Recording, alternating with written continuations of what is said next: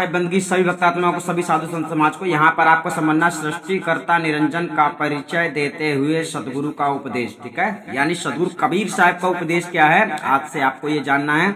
अगर आप चैनल में पहली बार आए तो चैनल सब्सक्राइब कर लेना, क्योंकि अब तुम्हें सदगुरु कबीर साहब का आदेश ही सही मिल रहा है और आप लोग सही और गलत को समझ पाएंगे। इस संसार में कितना ज्ञान और अज्ञान फैलाया गया है। नाना रूप, रामायणी नंबर 63। नाना रूप वर्ण एक कीना, चार वर्ण वह काउ न चीन्हा। नष्ट गए करता नहीं चीन्हा, नष्ट गए और ही मन दीना। नष्ट गए जिन वेद बखाना, वेद पढ़े पर वेद न जाना। विमल करे नैन नहीं सूझा, भया आयान तर किछउ न बूझा। साखी नाना नाच नचाए के नाचे नट के भेष, घट घट है अविनाशी सुनो तक की तुम शेख, ठीक है। ये शेख कौन है? शेख तकी एक बादशाह था। चलो आगे बता दिया जाएगा।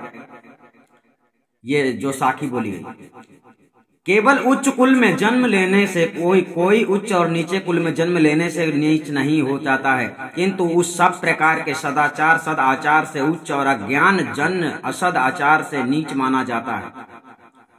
यह समझाकर अब सदगुरु कबीर साहब इस रामायणी में जो उपदेश करते हैं वह विचारणीय है।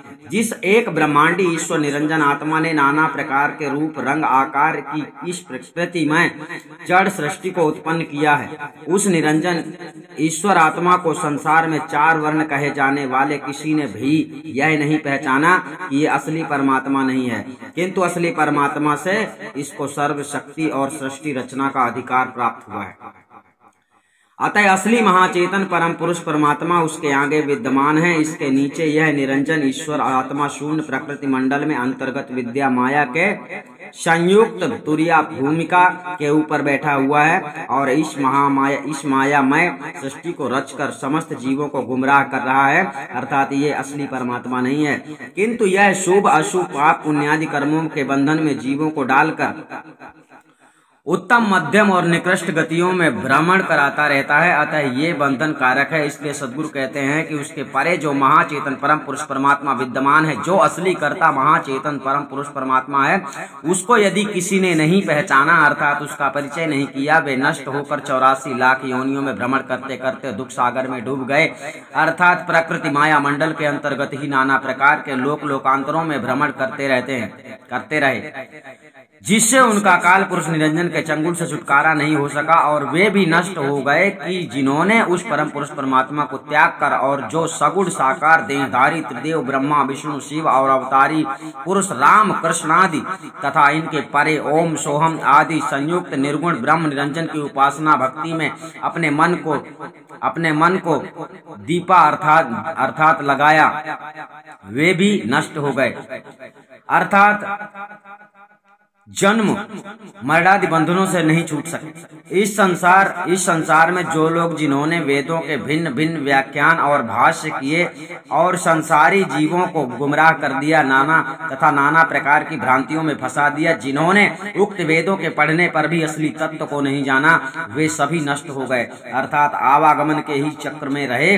जिन्होंने प्रत्येक घट घट में चेतन आत्मा को नहीं लखा अर्थात नहीं जाना, वे अज्ञानी लोग नाना देवी देवताओं के नाम से तथा यज्ञों के नाम से अनेक मूक पशु आदि की बलि और कुर्बानी कर्म आदि करते हैं। वे अंधे हैं, उनको नेत्रों से तथा अपने विवेक विचारों से घट घट में जो चेतन आत्मा प्रकाशवान है उसका अनुभव नहीं होता है।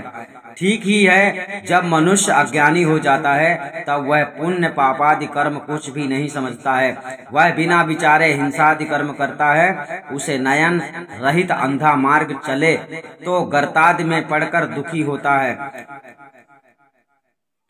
वैसे ही